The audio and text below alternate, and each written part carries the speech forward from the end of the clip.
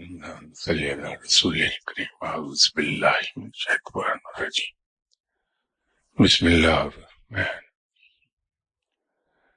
السلام علیکم خواتین و حضرات.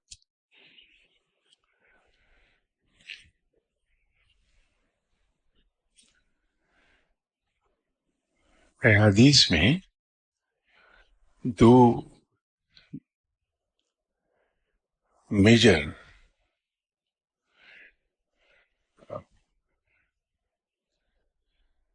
قسمیں ہیں. ایک تو حدیث قدسی بھی ہے. اسی طرح ایک اور طرح کی احادیث ہیں، ایسی احادیث جن کا ذکر یا جنہیں آپ صلی اللہ علیہ وسلم نے بار بار فرمایا ہے، وہ احادیث متواتر کہلاتی ہیں. ایسی احادیث اور آپ صلی اللہ علیہ وسلم کے ایسے فرمودات جو آپ صلی اللہ علیہ وسلم نے بار بار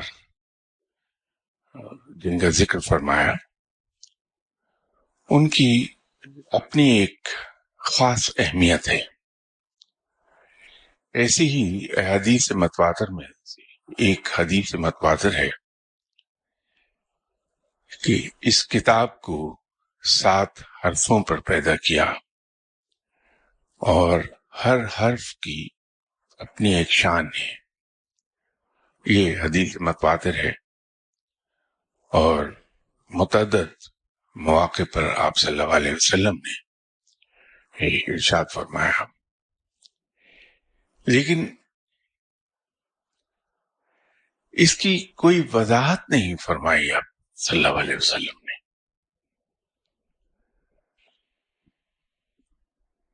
کہ آپ صلی اللہ علیہ وسلم کی اصل مراد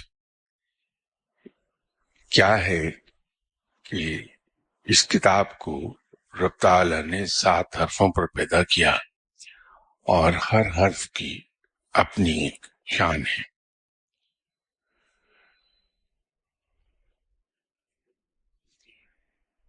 اس کا نتیجہ یہ نکلا کہ ہمارے یہاں ریسرچ اسکالرس، علم حدیث کے ماہر، علم فقہ کے ماہر، ان میں سے بہت سے حضرات نے اس کے معنی واضح کرنے کی کوشش کی اور اس حدیث کی اصل مراد تک پہنچنے کی کوشش کرتے رہے ہیں. اور وہ تمام معنی کسی ریسرچ اسکالر نے بیان کیے ہوں، وہ ٹوٹل 40 کی تعداد بنتی ہے.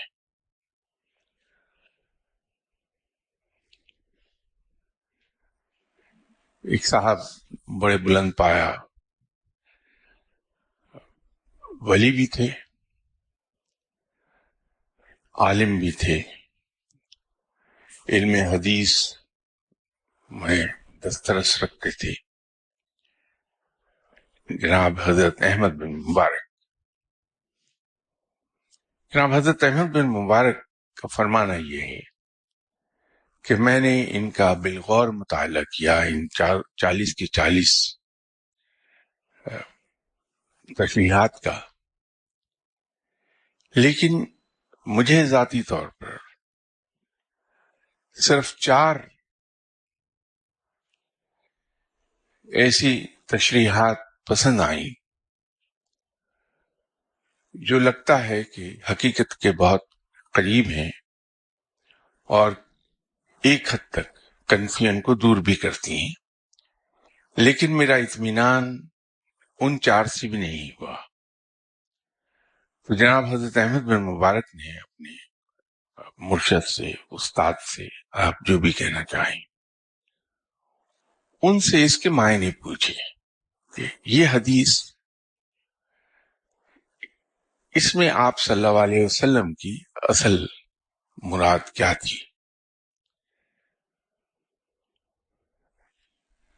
تو ان کے مرشد نے ان سے فرمایا کہ میں انشاءاللہ تعالی کل اس کا مطلب بیان کر دوں گا۔ اگلے دن حضرت نے اس کے معنی بیان کیے۔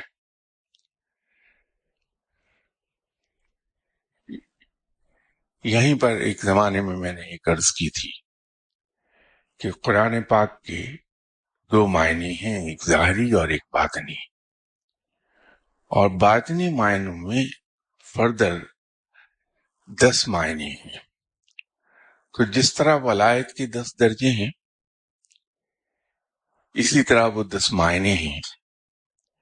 جو انسان ولایت کی سیڑھیاں چڑھتا چلا جاتا ہے تو درجہ بدرجہ قرآن کے وہ باطنی معنی سمجھ میں آنے لگتے ہیں، اور وہ براہ راست منسلک ہیں ولایت کے درجات کے ساتھ۔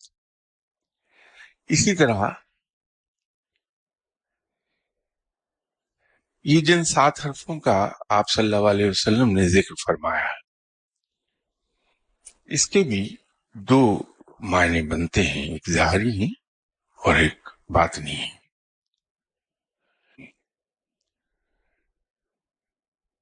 تشریف لے جا رہے تھے تو انہوں نے دیکھا کہ جناب حضرت حشام بن حکیم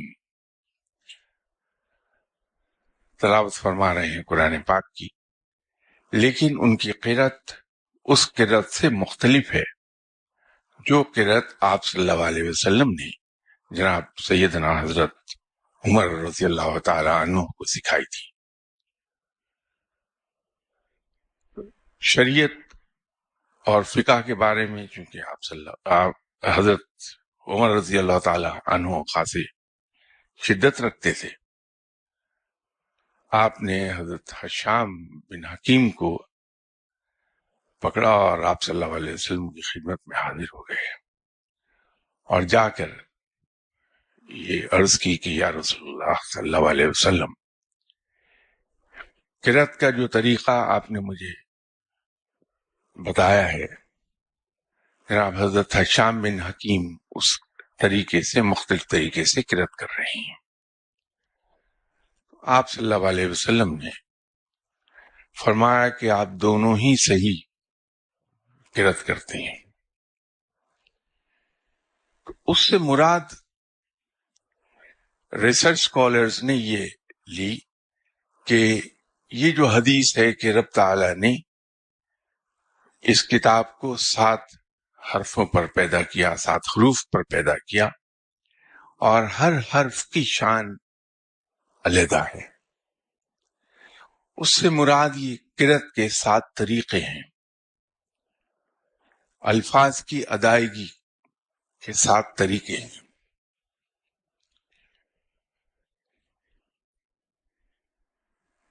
لیکن جیسے میں نے عرض کیا کہ یہ ظاہری معنی ہیں، اس کے پھر باطنی معنی، وہ جناب حضرت احمد بن مبارک کے مرشد نے ان کو بیان کیے کہ آپ صلی اللہ علیہ وسلم کی مراد ان 7 حرفوں سے اصل میں ایسے 7 حروف ہیں جس طرح حروف مقطعات مخفی رکھے گئے ہیں، ان کی وضاحت نہیں کی گئی، اسی طرح یہ 7 حرف بھی ان کو مخفی رکھا گیا ہے۔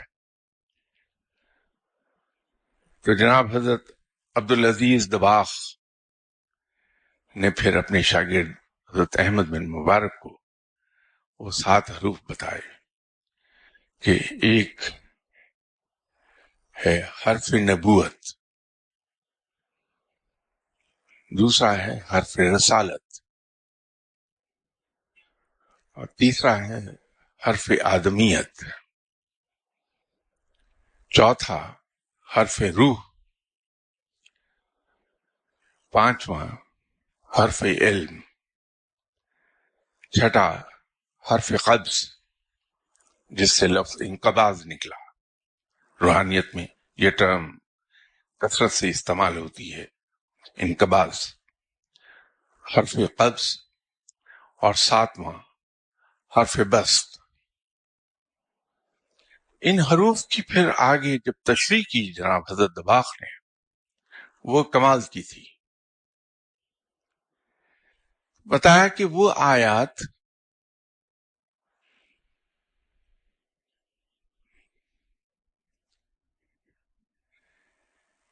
جن میں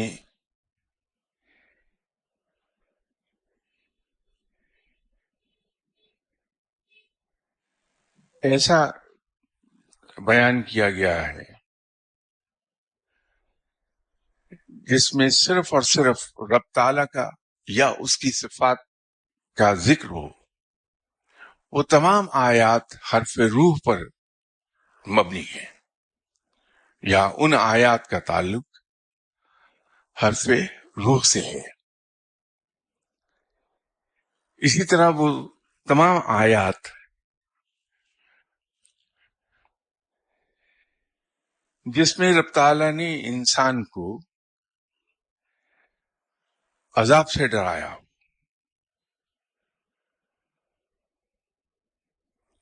عذاب کی خبر دی گئی، ان کا تعلق حرف قدر سے ہے.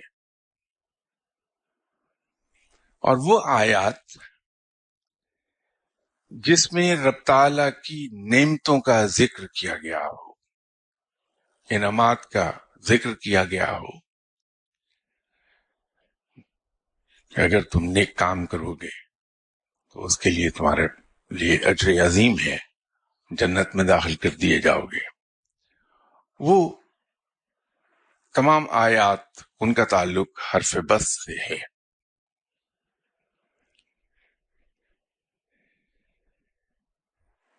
حرف آدمیت اصل میں بہت ایک بڑے وسیع معنی رکھتا ہے.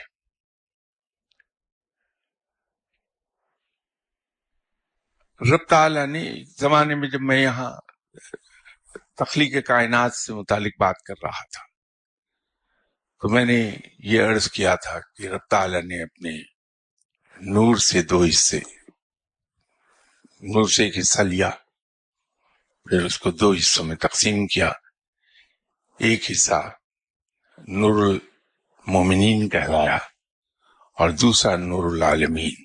نور المومنین سے پیغمبروں کی روحیں تخلیق کی گئیں اور نور العالمین سے عام انسانوں کی روحیں تخلیق کی گئیں. وہ سلسلہ اس سے آن جڑے گا جو میں گفتگو کر رہا تھا. تو رب تعالیٰ نے انسان کے اندر ایسا نور سمویا جس سے اس میں گفتگو کرنے کی ایک خاص صلاحیت پیدا ہوئی. ایسی صلاحیت کہ وہ اپنی گفتگو میں گفتگو کرنے والی دوسری تمام مخلوقات سے ممتاز ہو گیا. فرشتے اور جنات، ان سے وہ ممتاز ہو گیا.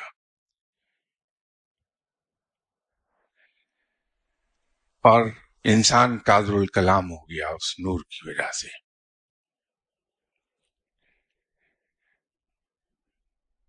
جو ہم گفتگو کرتے ہیں وہ مخاطب کی دل پر اثر کرتی ہے. وہ جو دل پر اثر کرتی ہے گفتگو اسی نور کے نتیجے میں ہے، جو براہ راست دل پر اثر رکھتی ہے. آپ صلی اللہ علیہ وسلم کی ذات مبارکہ ایسی ہے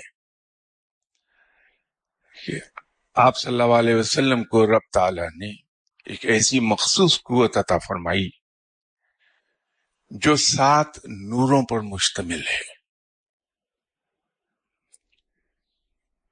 اور ہر نور کے 2 پہلو ہیں. ایک پہلو وہ ہے جو براہ راست رب تعالیٰ اور آپ صلی اللہ علیہ وسلم کے درمیان تعلق پیدا کرتا ہے. یہ نور جاری و ساری رہتا ہے ہر وقت. اور اس نور کا دوسرا پہلو وہ ہے جو آپ صلی اللہ علیہ وسلم اور رب تعالیٰ کی دوسری مخلوق کے درمیان تعلق ہے۔ ہوتا یہ رہا کہ جب کوئی آیت نازل ہوئی آپ صلی اللہ علیہ وسلم پر، تو وہ نور کا پہلو جو آپ صلی اللہ علیہ وسلم اور رب تعالیٰ کے درمیان تعلق تھا اور جاری رہتا تھا، اس کا ایک تھوڑا سا حصہ اس آیت میں شامل ہو جاتا رہا۔ نتیجہ یہ ہے کہ آیات قرآن پاک کی کوئی سی بھی ہو، وہ انسان کے دل پر براہ راست اثر رکھتی ہیں، کیونکہ آپ صلی اللہ علیہ وسلم کی ذات مبارکہ میں وہ قوت جو 7 انوار پر مشتمل ہے، وہ ہے جمع، اور ان میں سے ایک حرف آدمیت کا نور بھی ہے۔ یہی وجہ ہے کہ آپ صلی اللہ علیہ وسلم اتنا پر اثر کلام کرتے تھے، ایسی پر اثر گفتگو فرماتے تھے کہ مخاطب کے دل پر براہ راست اثر کرتی تھی، اور آپ صلی اللہ علیہ وسلم کا مخاطب مسحور ہو جاتا تھا وہ ان تمام انوار کی قوت کا۔ جب ہم کسی صاحب علم سے گفتگو کرتے ہیں، کسی ولی اللہ سے گفتگو کرتے ہیں، وہ خواہ کتنے ہی عام الفاظ استعمال کر رہا ہو، روزمرہ کی پیرائے میں وہ گفتگو کرے، بڑے سادہ الفاظ استعمال کرے، اور عام طور پر اولیاء کرام سادہ الفاظ ہی استعمال کرتے ہیں، مخاطب ان کی اس گفتگو کا اثر اپنے دل پر محسوس کرتا ہے براہ راست۔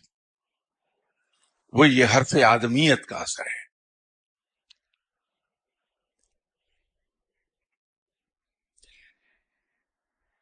اسی طرح حرف روح سے متعلق وہ آیات ہیں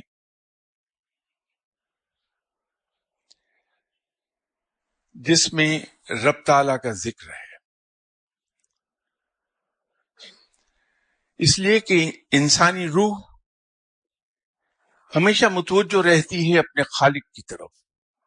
جب تخلیق کائنات کے سلسلے میں یہاں گفتگو ہو رہی تھی، تو ایک موقع پر میں نے یہ عرض کیا تھا کہ جب زمین پر کوئی جسم تخلیق ہوتا ہے، وجود میں آتا ہے، تو عالم ارواح میں اس سے متعلق روح کو اذن روانگی ملتا ہے کہ وہ زمین پر چلی جائے روح، اور ایک ہی ٹاسک اس کو دیا جاتا ہے رخصت ہوتے ہوئے کہ وہ اپنے رب سے رجوع رکھے گی۔ تو وہ حرف روح کا ذکر ان دنوں میں ان الفاظ میں کر رہا تھا۔ روح براہ راست چونکہ حق کی طرف متوجہ رہتی ہے، تو وہ آیات جس میں حق کا ذکر ہے اور کوئی ذکر نہیں، وہ آیات حرف روح سے متعلق رکھتی ہیں۔ یہ جتنے بھی 7 حروف ہیں، ان کے اجزاء ہیں آگے 7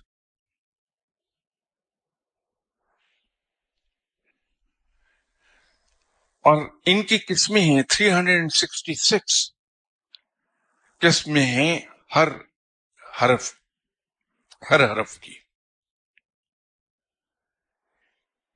لیکن ان قسموں کو اگر بیان کیا جائے گا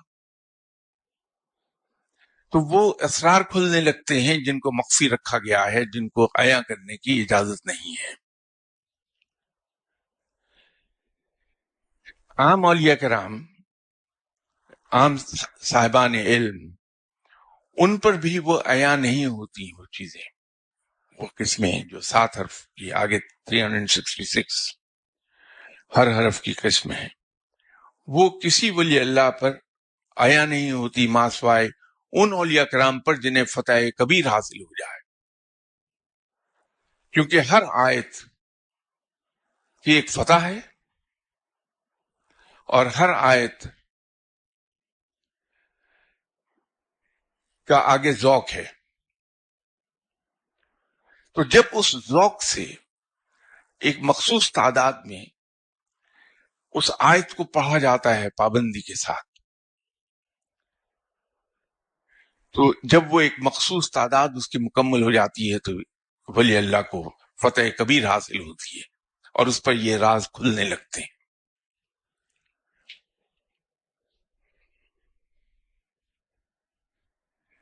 یہاں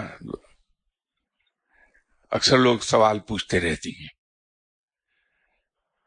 کہ سورہ اخلاص کو کتنی بار پڑھا جائے کہ ہمارا دورہ کبیر مکمل ہو جائے۔ وہ دورہ کبیر اصل میں فتح کبیر ہے، اور دورہ صغیر فتح صغیر ہے۔ تو میں ہمیشہ یہ عرض کیا کرتا ہوں کہ ہم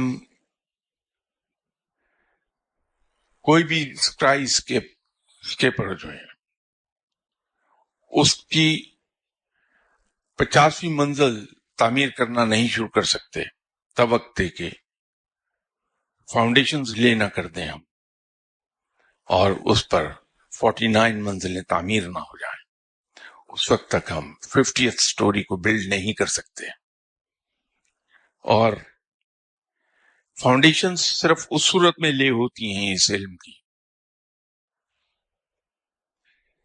جب ہم اپنے آپ کو انسانی حد تک ڈھال لیتے ہیں اس رنگ میں جس رنگ میں رب ایک مومن کو دیکھنا چاہتا ہے۔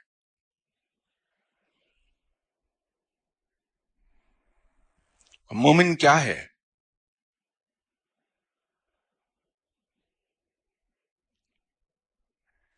ایک مسلمان میں اور مومن میں چھوٹا سا ایک ہیئر لائن ڈفرینس ہے، اس سے زیادہ ہے نہیں فرق۔ مسلمان رب کو مانتا ہے اور مومن رب کی مانتا ہے، بس اتنا ہی فرق ہے۔ تو جب ہم اپنے آپ کو حد الوسع حد تک، انسانی حد تک اس صورت میں ڈھال لیتے ہیں اپنی عادات کو، اپنے اطوار کو، اپنے طور طریقوں کو، اپنے روزمرہ کی زندگی کو، اپنے attitudes and behaviours towards others Quran اور سنت کے مطابق، تو یہ فاؤنڈیشنز ہماری لے ہو گئی۔ یاد رکھیے کہ جب تک ہم سنت کے پابند نہیں ہوں گے ہماری یہ فاؤنڈیشنز لے نہیں ہوں گی، اور جب فاؤنڈیشنز لے نہیں ہم کر پاتے تو پہلی منزل بھی تعمیر نہیں ہوتی، 50ویں تو بڑی دور کی بات ہے۔ روح کی مطابقت کے مطابق ذکر کو تلاش کرنا یا کسی بھی، ہم روزمرہ کی زبان میں اسے کہتے ہیں کہ وہ فلاں آیت کا عامل ہے، اس سے مراد یہی ہوتی ہے۔ ہم وہاں تک پہنچ ہی نہیں پائیں گے جب تک کہ اپنی ذات کو ہم ڈھال نہیں لیں گے قرآن اور سنت کی روشنی میں،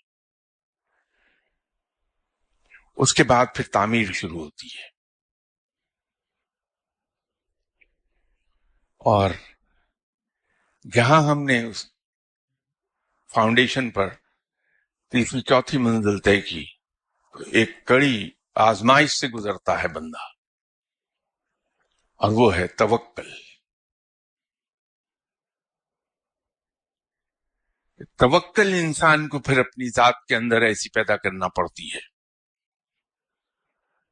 کہ وہ کسی غیر اللہ کے سامنے ہاتھ نہیں پھیلاتا، کسی غیر اللہ سے توقعات وابستہ نہیں کرتا، اس میں وہ مل میں سے گزارا جاتا ہے انسان۔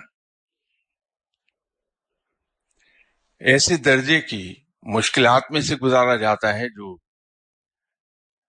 انسان کو ایک بار تو سر کے بل کھڑا کر دیں، لگتا ہے کہ انسانی بس میں نہیں ان تکالیف کو برداشت کر لینا۔ لیکن اگر وہ استقامت سے رہا اور اپنی اس بات پر ڈٹا رہا کہ نہیں، میرا مالک میرا رب ہے، میرا پالنے والا میرا رب ہے، میرا حاجت روا میرا رب ہے، مجھے مشکلات سے بچانے والا میرا رب ہے، تو پھر جب انعامات کی بارش ہوتی ہے تو انعامات کی بارش اس طرح سے ہوتی ہے کہ اللہ اپنے بندوں کے دلوں میں ڈالتا ہے کہ یہ میرا بندہ ہے، اس کی خدمت کرو، رب یوں پالنے لگتا ہے۔ یہ توکل کے نتیجے میں پیدا ہو جاتی ہے چیز۔ ایسی ایسی جگہ سے وہ جو رب نے دعویٰ کیا کہ میں ایسی جگہ سے رزق دیتا ہوں جہاں سے انسان کو توقع نہیں ہوتی، پھر وہ مقام آنے لگتا ہے۔ سخت ترین مقام وہی ہے جہاں انسان اس مل میں سے گزارا جا رہا ہوتا ہے، اور عام طور پر لوگ وہاں سے بھاگ جاتے ہیں۔ وہاں کھڑا وہی رہے گا جس کا مرشد مضبوط ہے، ہاتھ پکڑ کر اس کو تھامے رکھتا ہے کہ وقت ہے، تھوڑا گزر جائے گا، اس لیے کہ وہ ان راہوں سے خود گزر کے آیا ہے۔ وہ اچھی طرح جانتا ہے کہ ان مشکلات کے بعد آنے والا وقت کیا آئے گا، تو اس کو مضبوطی سے وہاں قائم رکھتا ہے۔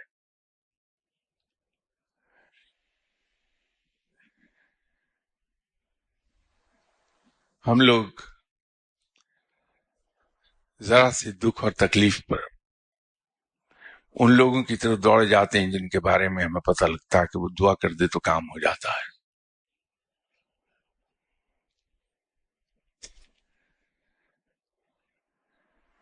اگر رب کے ساتھ محبت ہے، رب پر بھروسہ ہے،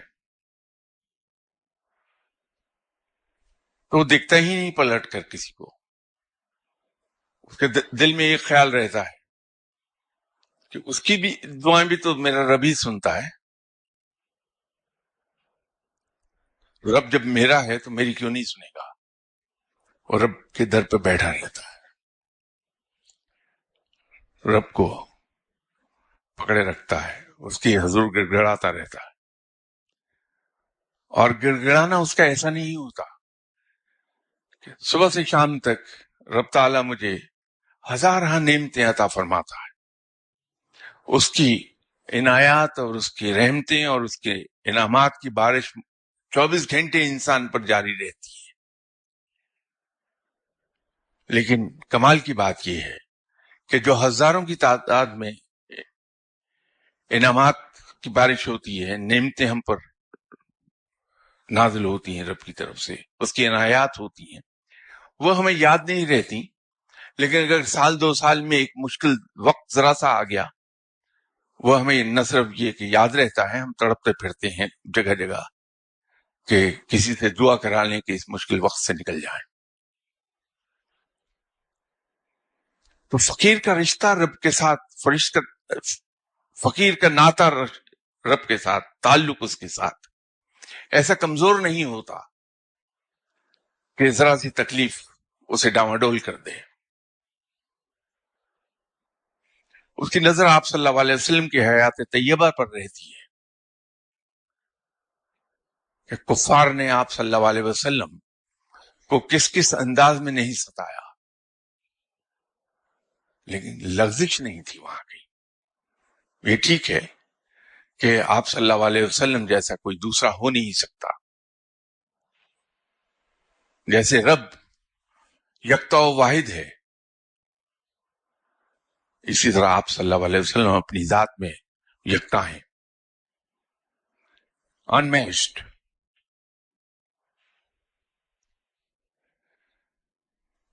لیکن پھر بھی بحیثیت امتی کے ہم ایک بڑی حد تک آپ صلی اللہ علیہ وسلم کے فٹ پرنٹس کو فالو کر سکتے ہیں۔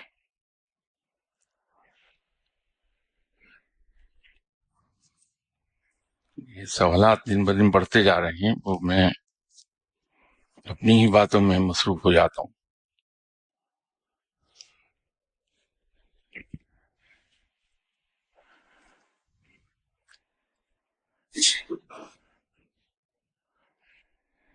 یہ جن صاحب نے ایک لمبا چوڑا سوال نامہ لکھا تھا میرے نام. میں ہمیشہ ان کے سوالوں کا جواب دینے سے پہلے ان کی خدمت میں ایک عرض کیا کرتا ہوں کہ حضور، نہ میں کوئی صاحب علم ہوں، نہ مجھے روحانیت کی الف بے آتی ہے، اور اگر مجھ سے آپ یہ کہیں کہ میں خدا لگتی بات کہہ دوں تو ایمانداری کی بات یہ ہے کہ میرا تو نیکی سے بھی دور دور کا کہیں کوئی واسطہ نہیں ہے. ہاں، البتہ گناہوں میں ڈوبا ہوا ہوں. گناہوں کے بارے میں بڑی روانی سے گفتگو کر لوں گا آپ سے. تو آپ یہ جو سوال فریم کرتے ہیں وہ ہمیشہ ایک ڈائریکشن میں ہوتے ہیں کہ کسی طرح سے یہ بھید کھل جائے کہ شاہ صاحب کس مقام کے ولی اللہ ہیں، علم کے کس درجے پہ فائز ہیں. جبکہ میں بڑے تواتر کے ساتھ ہمیشہ اور بڑی سچائی سے عرض کر رہا ہوتا ہوں کہ بھائی، یہ جو باتیں آپ مجھ سے پوچھتے ہیں یہ اگلوانے کے لیے کہ میں کیا ہوں. کچھ بھی نہیں مجھ سے مل پائے گا آپ کو، اس لیے کہ اندر کچھ ہے ہی نہیں. اگلوں گا کیا؟ میں تو گنہگار انسان ہوں. ان کا ایک سوال یہ بھی ہے کہ غار ہرا کے باہر غوث کے ساتھ میٹنگ میں جو اولیاء اللہ موجود ہوتے ہیں، کیا وہ سب اپنے ظاہری اجسام کے ساتھ وہاں حاضر ہوتے ہیں، یا کچھ اولیاء اللہ جسمانی طور پر تو اپنے علاقے میں اور روحانی جسم کے ساتھ اس میٹنگ میں موجود ہوتے ہیں؟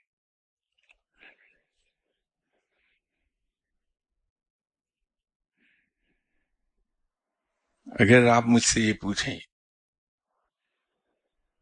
کہ لاہور میں ایک ہوٹل ہے پرل کانٹیننٹل، اس کے کمرے کیسے ہیں، اس کمرے میں کیا کیا ہے، تو میں کیا بتا پاؤں گا کہ میں تو اس کو سڑک سے گزرتا ہوا ہی صرف بورڈ پڑھ لیتا ہوں کہ پرل کانٹیننٹل لکھا ہے. اندر کے احوال کیا بیان کروں گا؟ تو یہ جو آپ نے مجھ سے پوچھا کہ غوث کے ساتھ غار ہرا کے باہر غوث کے ساتھ میٹنگ میں جو اولیاء اللہ موجود ہوتے ہیں، کیا وہ سب اپنے ظاہری اجسام کے ساتھ وہاں حاضر ہوتے ہیں، یا کچھ اولیاء اللہ جسمانی طور پر تو اپنے علاقے میں اور روحانی جسم کے ساتھ اس میٹنگ میں موجود ہوتے ہیں؟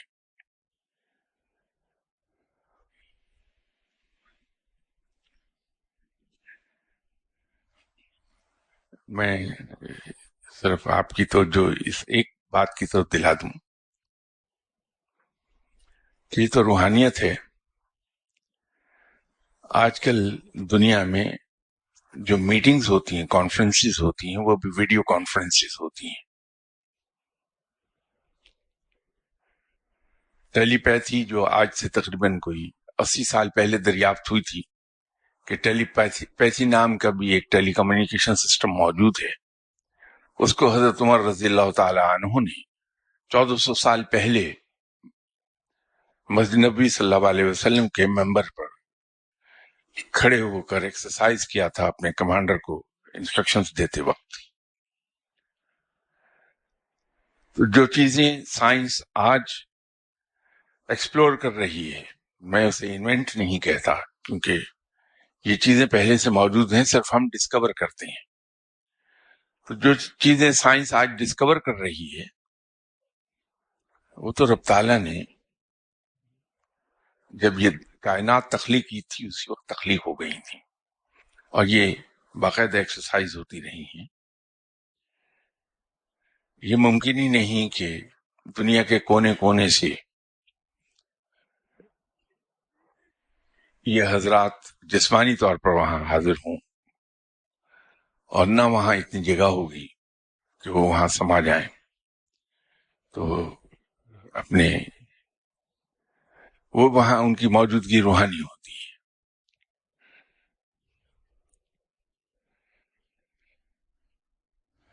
اگلا سوال انہوں نے کیا ہوا ہے کہ کہا جاتا ہے کہ کسی جگہ پر زیادہ سے زیادہ 10 اولیاء اللہ اکٹھے ہوتی ہیں، اس سے زیادہ نہیں، کیونکہ زمین ان کے انوار کو برداشت کرنے کی صلاحیت نہیں رکھتی.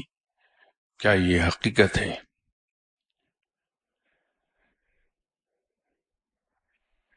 بات یہ ہے کہ اس زمین پر ایک وقت میں 40,000 تو صرف اخیار ہوتی ہیں، ان کو عمران بھی کہا جاتا ہے، اخیار بھی کہا جاتا ہے، تو 40,000 تو صرف اخیار ہیں. اس کے بعد پھر اور لوگ ہیں، 4 کتب ہیں، غوث ہیں، تو وہ پوری زمین پر معاف کیجیے گا، پوری زمین پر پھیلے ہوئے ہیں. تو یہ زمین ان کی اس روحانی قوت کو برداشت کرتی ہے. اگر کہیں ارتکاز ہو جائے گا تو بھی کوئی فرق نہیں پڑتا. جب میٹنگ ہوتی ہے تو 10 سے کہیں زیادہ ہوتے ہیں، تو وہ بھی تو برداشت کرتی ہے جگہ.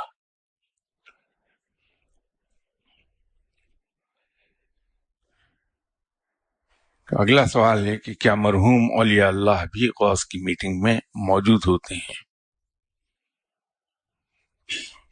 ایک حد تک.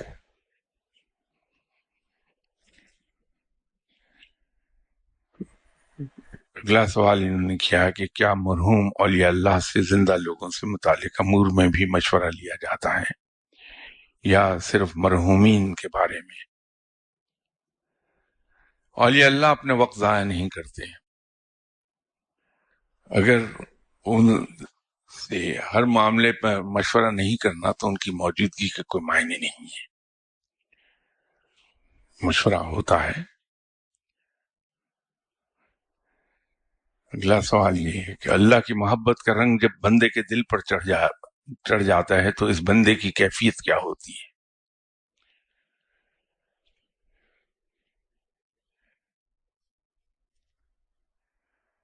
اگر ایک انسان بند کمرے کے درمیان میں کھڑا ہے، چھوٹا سا کمرہ ہے 10x10 کا، اس کے سینٹر میں کھڑا ہے، تو اسے اپنا قد بہت بڑا لگتا ہے. اگر اسی انسان کو آپ نکالیں اور کرکٹ کے میدان کے درمیان میں کھڑا کر دیں تو فزیکلی تو اس کا قد چھوٹا نہیں ہوا، لیکن اس اپنے آپ کو بونا سمجھنے لگے گا کہ میں بہت چھوٹا ہوں، اس لیے کہ اس کی نظر کی حد بڑھ گئی ہے اور وہ اپنے آپ کو دیکھ رہا ہے اپنی حد نظر کے کانٹیکسٹ میں.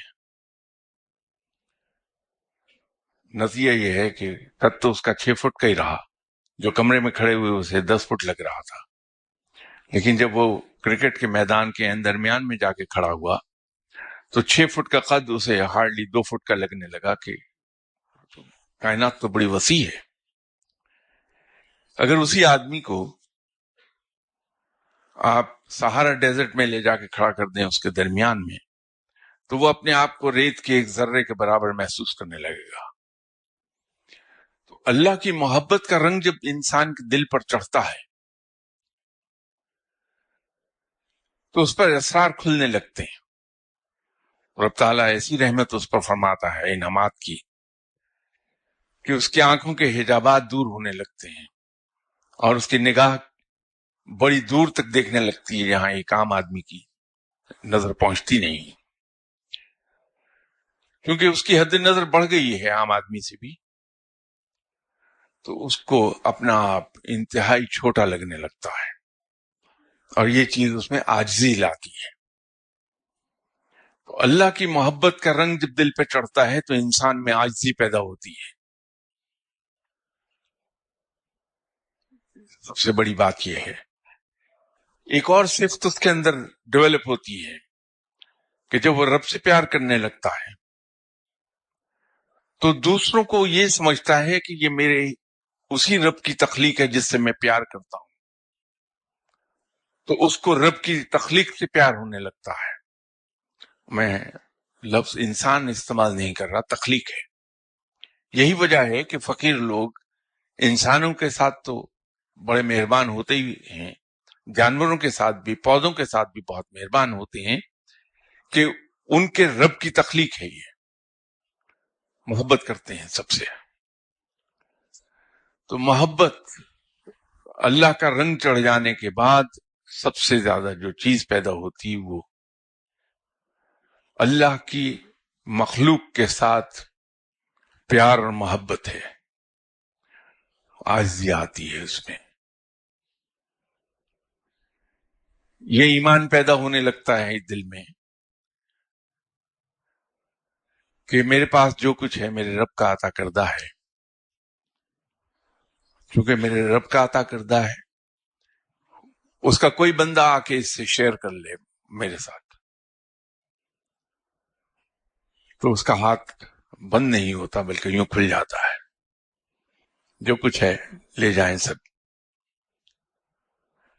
یہ تین تبدیلیاں بہت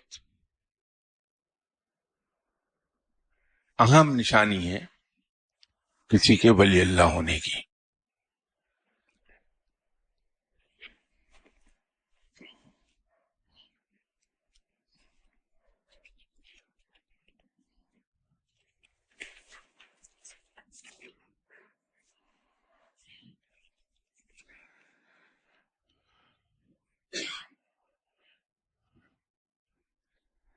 ایک سوال کسی نے میری ذات کے بارے میں پوچھا، وہ بزرگ جن کے وصال کو 600 سال کا عرصہ بیت چکا، جنہوں نے آپ کو 4 کوڑیاں عطا فرمائی تھیں، ان کا نام کیا ہے؟ بزرگوں کا یوں کوئی چیز عطا کرنے کا کیا مطلب ہوتا ہے؟ وہ کوڑیاں جناب حضرت سرکار سید علاؤالدین علی احمد صابر صاحب نے عطا فرمائی تھی، ان کی تھی۔ جب کوئی بزرگ اس طرح چیزیں عطا فرما دیں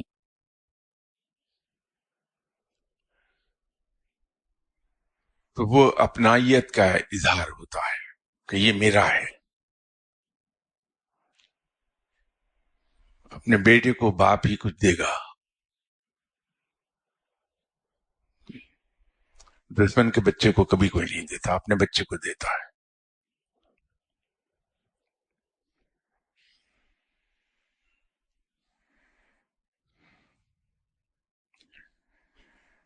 یہ ایک اور سوال انہوں نے، وہ بھی میری ذات سے ہی متعلق ہے کہ 1999 میں کچھ بہت پرانی چیزیں آپ کو اپنے ڈریسنگ ٹیبل پر رکھی ملی، جیسے ٹکا، 4 کوڑیاں، ربانی صاحب والا پیپر، یہ کیا قصہ ہے؟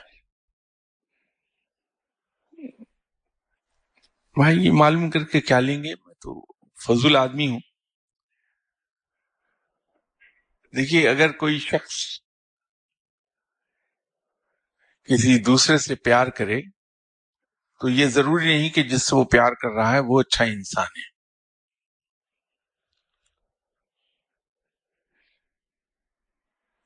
اکثر اوقات ہوتا یہ ہے کہ پیار کرنے والا انسان خود اتنا بڑا ہوتا ہے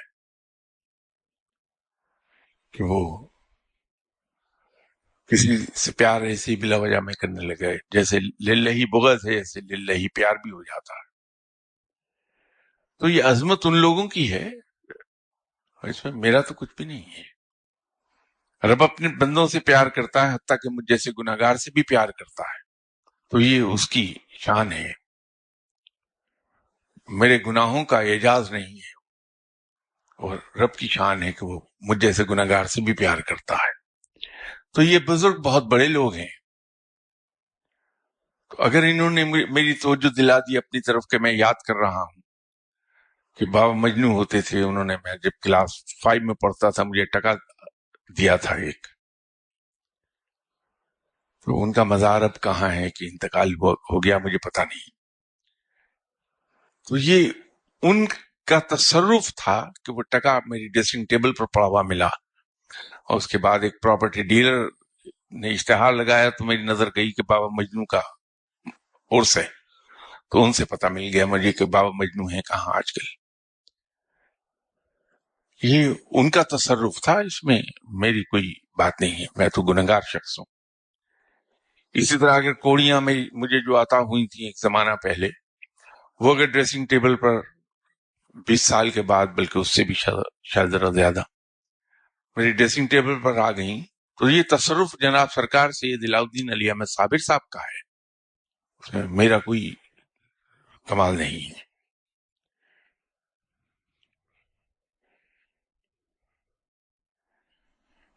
اگلا سوال انہوں نے یہ کیا کہ کیا ہر ولی اللہ لوح محفوظ جہاں سے چاہے پڑھ سکتا ہے یا اسے صرف ایک خاص حصے پر نظر ڈالنے ہی کی اجازت ہوتی ہے؟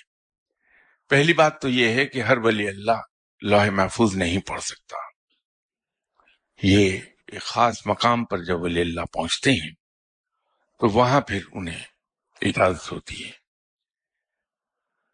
اور کتنا حصہ پڑھ سکتا ہے یہ بھی ان کے درجے پر، ان کے مقام پر ڈیپینڈ کرتا ہے، اور یہ بہت اونچا مقام ہے، کم ہی لوگ وہاں جا پہنچ سکتے ہیں۔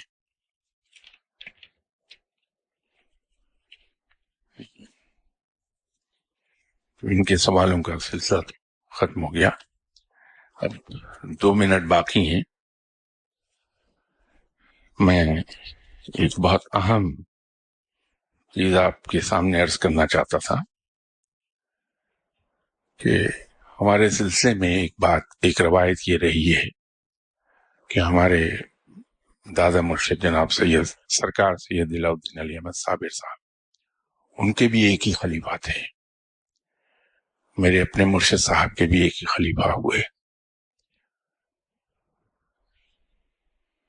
آج میں یہ عرض آپ کی خدمت میں کرنا چاہتا ہوں کہ میری جگہ بھی ایک ہی شخص لے پائیں گے اور وہ ہیں خرم، اللہ تعالیٰ ان کو جزا دے اس بات کی، اور اللہ ان کو استقامت بھی عطا فرمائے، ہمت بھی عطا فرمائے کہ وہ یہ جگہ لے پائیں، اس سے انصاف کر پائیں کہ یہ کانٹوں کی سیج ہے، پھولوں کی نہیں ہے۔ جی آپ کچھ کہنا چاہ رہے ہیں؟